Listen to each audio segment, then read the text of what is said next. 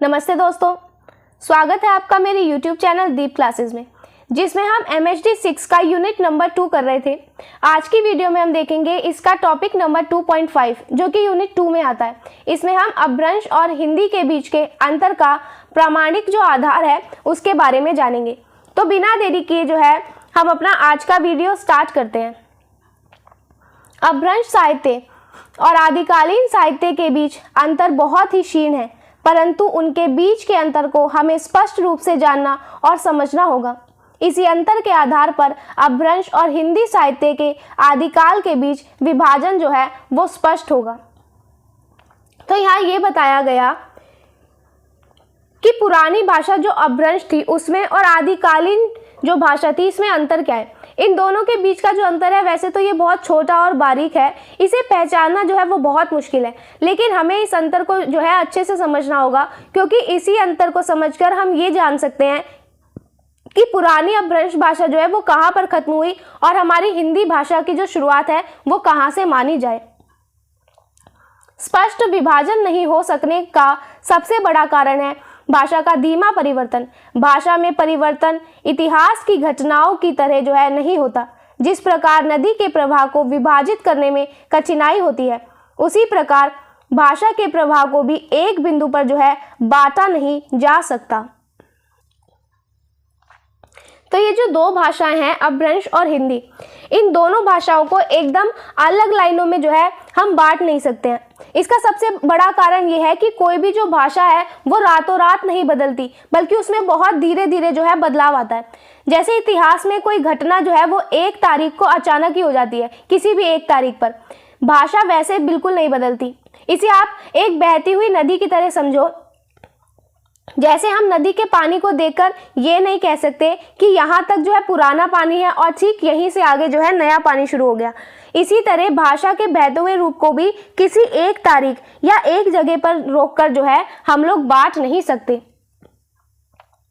लेकिन भाषा और व्याकरण की कुछ ऐसी विशेषताएं होती है जो उसे दूसरे से जो है विशिष्ट बनाती है। इन्हीं विशिष्टताओं से भाषा के पूर्ववर्ती विकास और परवर्ती विकास के बीच स्थान निर्धारित जो है वो किया जा सकता है। अब क्या हुआ, इतने सब वजह के कारण भी इस सब के बाद भी जो है हर भाषा के बोलने के तरीके और उसका जो व्याकरण होता है इसमें हमें कुछ ऐसी खास बातें दिखाई दे जाती है जो उसे दूसरी भाषा से अलग बनाती है। और इन्हीं खास बातों को देखकर हम ये अंदाजा लगा सकते हैं कि भाषा का पहले का रूप कैसा था और बाद का रूप कैसा हो गया। इसी से हम जो है दोनों भाषाओं के बीच के अंतर को तय कर सकते हैं। उदाहरण के लिए प्राकृत भाषा अपभ्रंश और देश भाषा मिश्रित अपभ्रंश के बीच अपभ्रंश भाषा की कुछ अपनी निजी पहचान बनी होगी, जिससे कि हम उसे दोनों प्रकार की भाषाओं से अलग स्थान दे सके। देश भाषा मिश्रित अपभ्रंश से हिंदी का आविर्भाव माना जाता है, लेकिन जब से भाषा में हिंदी के लक्षण दिखाई पड़ने लगे होंगे तब से हिंदी भाषा की कुछ अपनी निजी पहचान भी बननी शुरू हो गई होगी। इस निजी पहचान से ही हिंदी भाषा का विस्तार अपभ्रंश से जो है अलग हो गया होगा। अब यहाँ पे ये बताया गया कि ये जो आम लोगों की बोलचाल वाली मिली जुली भाषा है, इसी से क्या हुआ, हमारी हिंदी भाषा का जन्म हुआ है। लेकिन जैसे ही भाषा में हिंदी जैसी बातें और लक्षण दिखने शुरू हो गए, ठीक वैसे ही हिंदी ने क्या किया, अपनी खुद की एक अलग पहचान बनानी शुरू कर दी। और इसी खुद की पहचान की वजह से आगे चलकर हिंदी भाषा का पूरा फैलाव पुरानी अपभ्रंश भाषा से जो है बिल्कुल अलग और आज़ाद हो गया। यहाँ पे ये बात इन्होंने उदाहरण दे के भी समझाई। एक तरफ तो है पुरानी प्राकृत भाषा से जुड़ी हुई अपभ्रंश और दूसरी तरफ है आम लोगों की बोलचाल वाली भाषा से मिली जुली अपभ्रंश। इन दोनों के बीच के अंतर को हम पहचान सकते हैं। समय के साथ भाषा की अपनी एक अलग और खुद की पहचान बनने लगती है, जिसे हम उसे पुरानी और नई दोनों तरह की भाषाओं से जो है एकदम अलग पाते हैं। तो इसी तरह जो हमारी हिंदी भाषा जो है इसको भी हम पुरानी भाषाओं से अलग करके देख सकते हैं। अब इस बात पर विचार करना आवश्यक होगा कि हिंदी भाषा की वह अपनी कौन सी निजी विशिष्टता थी जिसके कारण हम उसे अपभ्रंश भाषा से जो है अलग मानते हैं। सर्वप्रथम भाषा के स्तर पर उसे जो है पहचानना होगा। विद्वानों ने हिंदी को विशिष्ट बनाने वाली 3 भाषा प्रवृत्तियों की जो है चर्चा की है। तो अब हमें इस बात को सोचना और समझना बहुत ज़रूरी है कि हमारी हिंदी भाषा में ऐसी कौन कौन सी बातें हैं जिसकी वजह से हम हिंदी को पुरानी अपभ्रंश भाषा से जो है अलग मानते हैं।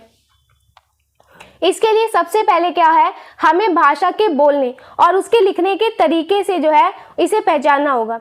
भाषा के जो बड़े बड़े जानकार हुए उन्होंने हिंदी को सबसे अलग और ख़ास बनाने वाली 3 बड़ी आदतों या बदलावों के बारे में जो है हमें बताया है। अब देखते हैं कि इन्होंने हमें क्या बताया।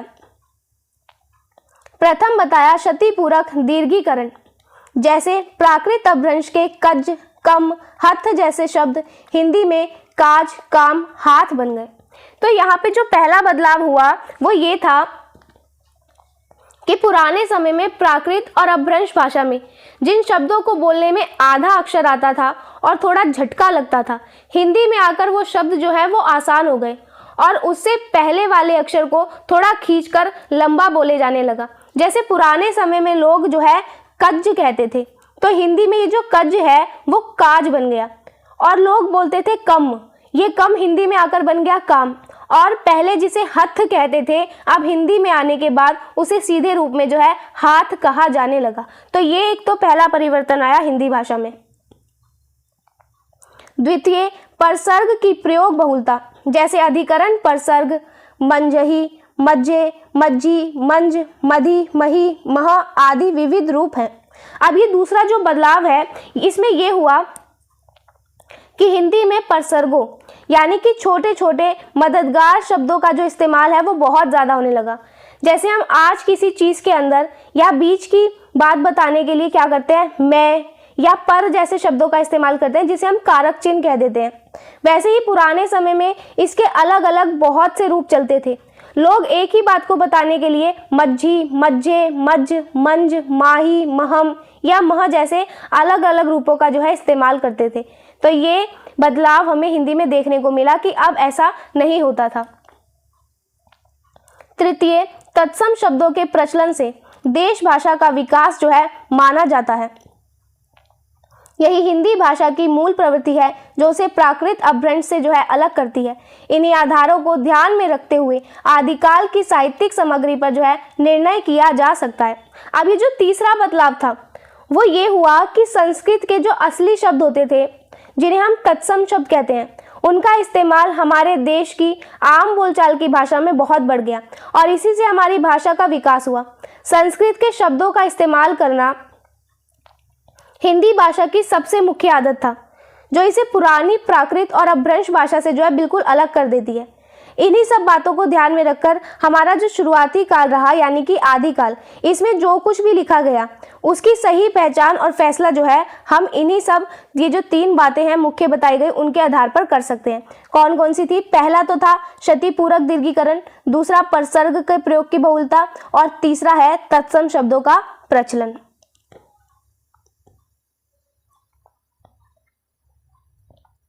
हमने जिन आधारों पर चर्चा की उन्हीं आधारों के माध्यम से हमारे पास मूल्यांकन की एक कसौटी बन जाने से उसके द्वारा साहित्य को परखने का अवसर जो है वो प्राप्त हो जाता है। ऊपर हमने जिस कसौटी की चर्चा की है उसके आधार पर आदिकालीन हिंदी साहित्य में 2 प्रकार की सामग्री जो है वो उपलब्ध होती है।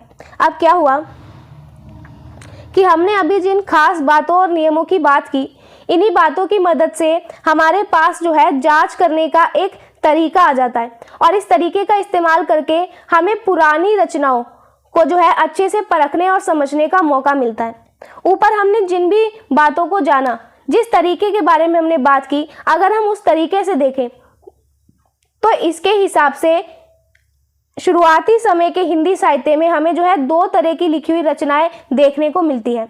अब वो कौन कौन सी रचनाएं हैं 2 तरीके की, उन्हें देखते हैं। प्रथम वर्ग में वह रचनाएं आती है जिनकी भाषा तो हिंदी है परंतु वह अपभ्रंश के प्रभाव से पूर्णतः मुक्त नहीं है, और द्वितीय प्रकार की वह रचनाएं हैं जिनको अपभ्रंश के प्रभाव से मुक्त हिंदी की रचना स्वीकार किया जा सकता है।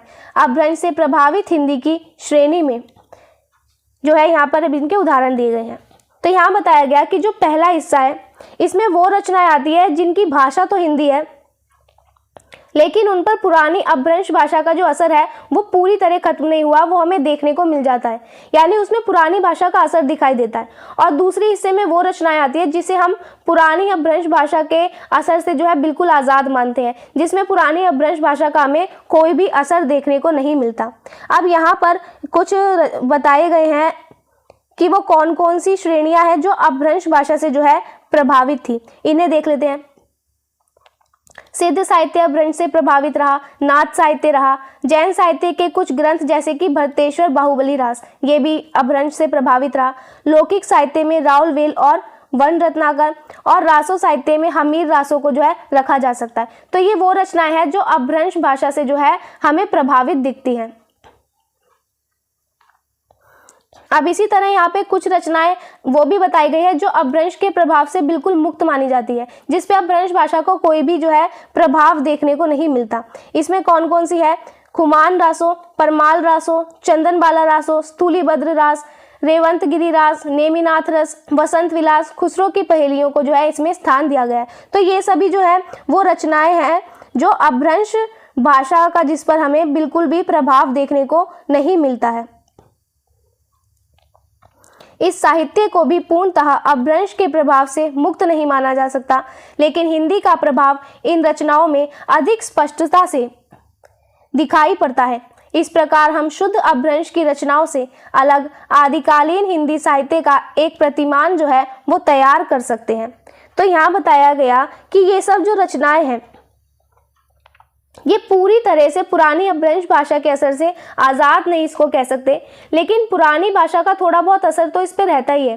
पर हाँ, इन सभी रचनाओं में हमारी हिंदी भाषा का जो असर है वो बहुत ज़्यादा दिखाई देने को मिलता है। तो इस तरह से हम बिल्कुल पुरानी और शुद्ध अपभ्रंश भाषा की रचनाओं को जो है अलग कर सकते हैं और इनके मुकाबले शुरुआती समय की हिंदी भाषा की रचनाओं की एक अलग और सही पहचान जो है वो हम तैयार कर सकते हैं।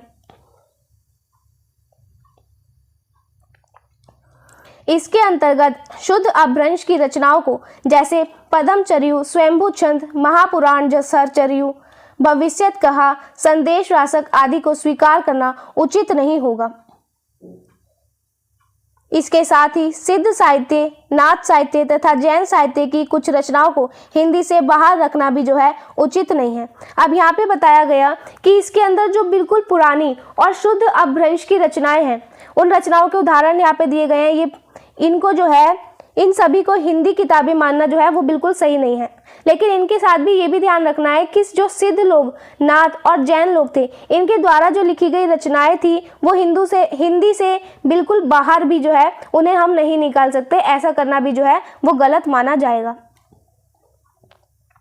इन रचनाओं के संबंध में आचार्य शुक्ल का मत है, ये धार्मिक साहित्य है, इन्हें साहित्य के इतिहास में स्थान नहीं दिया जा सकता, लेकिन धार्मिकता को आधार बनाकर किसी साहित्य को खारिज नहीं किया जा सकता। यदि ऐसा संभव हुआ तो भक्ति साहित्य को भी हिंदी साहित्य से जो है बाहर कर दिया जाएगा। तो इन रचनाओं के बारे में जो है आचार्य रामचंद्र शुक्ल का मानना ये था कि ये सब जो है धर्म से जुड़ी हुई बातें और रचनाएं हैं, इसीलिए इन्हें हिंदी साहित्य के इतिहास में जगह नहीं मिलनी चाहिए। लेकिन सिर्फ धर्म से जुड़ी हुई होने के कारण हम किसी भी रचना को साहित्य से बाहर नहीं निकाल सकते। अगर हम ऐसा करेंगे तो आगे चलकर जो हमारा पूरा भक्ति काल का साहित्य हुआ, जिसमें भगवान की भक्ति की बातें थी, उसे भी जो है हिंदी साहित्य से बाहर निकालना पड़ेगा, जो कि बिल्कुल ही गलत होगा। सिद्धों के साहित्य में अवश्य कुछ स्थलों पर विभत्स वर्णन है, उन्हें साहित्य में स्थान देना उचित प्रतीत जो है नहीं होता, परंतु भाषा के विकास की दृष्टि से ही सही इन्हें हिंदी साहित्य से अलग रखना भी जो है न्यायपूर्ण नहीं है। अब आगे रामचंद्र शुक्ल ने यह भी कहा कि सिद्ध लोगों की जो लिखी हुई रचनाएं हैं, इसमें कुछ जगहों पर ऐसी बातों का भी वर्णन है जो पढ़ने में थोड़ा अजीब लगे, जिन्हें साहित्य में जगह देना जो है वो ठीक नहीं लगता। लेकिन फिर भी अगर हम भाषा के धीरे धीरे बदलने और आगे बढ़ने के तरीके को देखें तो इस नज़रिए से इन रचनाओं को हिंदी साहित्य से बिल्कुल अलग कर देना जो है ये न्याय संगत नहीं माना जाएगा। नाथों के साहित्य की प्रामाणिकता को लेकर संदेह अवश्य किया जा सकता है, परंतु उनके साहित्य को त्याग नहीं सकते। जैन साहित्य में तो गृहस्थ जीवन की जटिलताओं और स्वाभाविक अनुभूतियों का वर्णन है। काव्य की प्रामाणिकता की दृष्टि से भी जैन रचनाएं असंदिग्ध हैं। तो यहाँ बताया गया कि जैसे अभी हमने सिद्धों की रचनाएं देखी, ठीक इसी तरह से नाथ लोगों ने जो रचनाएं लिखी वो कितनी असली है या कितनी पुरानी है, इस बात पर जो है थोड़ा संदेह जरूर किया जा सकता है। लेकिन फिर भी हम उनके पूरे साहित्य को बेकार मानकर जो है पूरी तरह से छोड़ नहीं सकते। और जहाँ तक जैन साहित्य की बात है, इसमें तो घर परिवार के जीवन की उलझनों, मुश्किलों और इंसानों की असली और स्वाभाविक भावनाओं के बारे में बताया गया है। अगर हम इस बात को देखें कि ये रचनाएं जो है कितनी असली और कितनी सच्ची है, तो जैन धर्म की रचनाएं बिल्कुल सच्ची हैं और इन पर कोई शक जो है नहीं किया जा सकता, अतः उन्हें भी त्यागा जो है नहीं जा सकता। रासो ग्रंथ तो हिंदी में ही लिखे गए। रासो साहित्य पर विचार करते हुए एक ही प्रश्न जो है वो प्रमुख रूप से उठता है इनकी प्रामाणिकता के संदर्भ में। अब इसीलिए जो है हम जैन साहित्य को भी हिंदी साहित्य से अलग नहीं कर सकते और इसे छोड़ नहीं सकते। इसके बाद रासो ग्रंथ की बात करें तो ये तो जो है हमारी हिंदी भाषा में ही लिखे गए, लेकिन जब हम रासो साहित्य के बारे में सोचते या बात करते हैं तो हमारे सामने जो सवाल आता है वो ये आता है कि ये जो रासो साहित्य है इसकी रचनाएं कितनी प्रामाणिक जो है वो है या नहीं है। आदिकालीन साहित्य और मध्यकालीन साहित्य में रचनाओं की भाषा और विषय वस्तु के संदर्भ में विवाद उभरते रहे हैं। उनमें से शेपक अंशों पर भी जो है चर्चा होती रही है। वाचिक और मौखिक परंपरा के कारण विषय वस्तु और भाषा में जो है परिवर्तन होता रहा है। अब शुरुआती समय का जो साहित्य था आदिकाल और उसके बाद के समय का जो साहित्य यानी कि मध्यकालीन, इन सब में जो रचनाएं लिखी गई इनकी भाषा कैसी थी और इसमें क्या बातें लिखी गई थी, इस बात को लेकर विद्वानों के बीच जो है हमेशा ही विवाद होता रहा। इन रचनाओं में जो कुछ हिस्से बाद में अलग से जोड़ दिए गए उन्हें हम शेपक कहते हैं और इन पर भी हमेशा ही बातचीत होती रही। ऐसा इसलिए हुआ क्योंकि पुराने समय में लोग रचना को छपवाते नहीं थे, बल्कि वो बोलकर या सुनकर एक दूसरे को याद करवाते थे। और इस मुंह जबानी या मौखिक परंपरा की वजह से जो है समय के साथ साथ रचनाओं और उनकी बातों की भाषा में हमें जो है बदलाव देखने को मिलता है। इस विवाद के बाद भी उन्हें साहित्य में स्थान दिया जा रहा है। प्रामाणिकता और अप्रामाणिकता के गहरे विवाद के बाद भी उन्हें साहित्य से अलग हटाना जो है उचित नहीं है। यदि प्रामाणिकता को आधार बनाकर साहित्य की समीक्षा की जाए तो ऐसा भी हो सकता है कि आदिकाल में साहित्य ही उपलब्ध नहीं होगा, क्योंकि इस काल की सभी कृतियों पर कुछ ना कुछ जो है विवाद है। तो यहाँ कहा कि अगर हम भाषा और बातों के इस पूरे विवाद के बाद इन रचनाओं को हमेशा से हिंदी साहित्य में जगह जो है दी जाती रही है, ये रचनाएं कितनी असली है और कितनी नकली या बाद में जोड़ी गई है, इस गहरे विवाद के होने के बाद भी जो है इन्हें हिंदी साहित्य में पूरी तरह से बाहर निकाल देना बिल्कुल ठीक नहीं माना गया। क्योंकि अगर हम सिर्फ इसी बात को नियम बना लें कि जो किताबें या जो रचनाएं 100% असली साबित होगी हम उसी को साहित्य मानेंगे, तो अगर इस हिसाब से हम जांच करने बैठ जाए तो ऐसा हो सकता है कि हमारे शुरुआती काल यानी आदि काल में हमें कोई भी साहित्य जो है वो बचा हुआ नहीं दिखाई देगा। ऐसा इसलिए क्योंकि इस समय पुराने समय की जितनी भी रचनाएं या किताबें हमें मिली है उन सभी पर किसी ना किसी बात को लेकर हमें थोड़ा बहुत विवाद जो है वो देखने को मिलता ही है। तो इस तरह से जो है हमारा ये आज का टॉपिक यहीं पर ख़त्म हुआ, जिसमें हमने अपभ्रंश और जो हमारी हिंदी चल रही थी इसके बीच के अंतर को समझा। अब हम नेक्स्ट वीडियो में मिलते हैं नेक्स्ट टॉपिक के साथ, जिसमें हम आदिकालीन साहित्य की पृष्ठभूमि को जानेंगे। तब तक के लिए वीडियो पसंद आया हो तो वीडियो को लाइक एंड शेयर ज़रूर करें। चैनल को सब्सक्राइब करना ना भूलें। Thank you.